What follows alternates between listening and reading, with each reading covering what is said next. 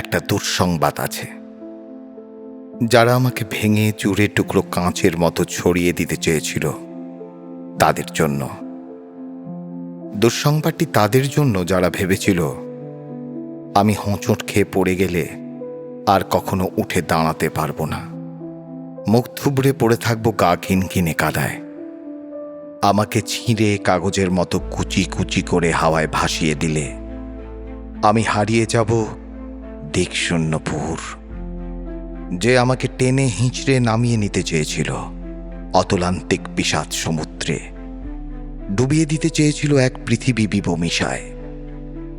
যে আমাকে অযুত রাতের কান্না লিখে দিয়ে বুকের ভেতর খুঁড়ে দিতে চেয়েছিল শ্যাওলা জমা স্যাঁতস্যাঁতে এক মজা পুকুর।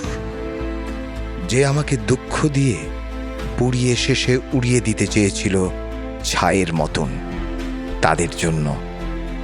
তাদের জন্য দুঃসংবাদ। আমি এখন পাখির মতন। আমায় ছিঁড়ে কুচি কুচি ভাসিয়ে দিলে এখন আমি ডানা মিলে আকাশ জুড়ে উঠতে জানি। কাটা যায় না, ভাঙা যায় না। আমি এখন জলের মতন, ভেসে যেতে যেতে হঠাৎ জলোচ্ছ্বাসে ভাসিয়ে দিতে আমিও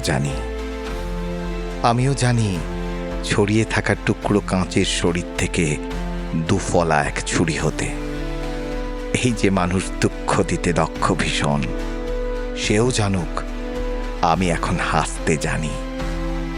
শ্যাওলা জমা পুকুর জুড়ে আমিও এখন রোদের মতো ভাসতে জানি। প্রস্থানের গল্প লিখেও ইচ্ছে হলেই আবার ফিরে আসতে জানি। আমি এখন পুড়ে যাওয়া ছায়ের ভেতর জেগে ওঠা ফিনিক্স পাখি। আমি এখন মৃত্যু মেরে বাঁচতে জানি।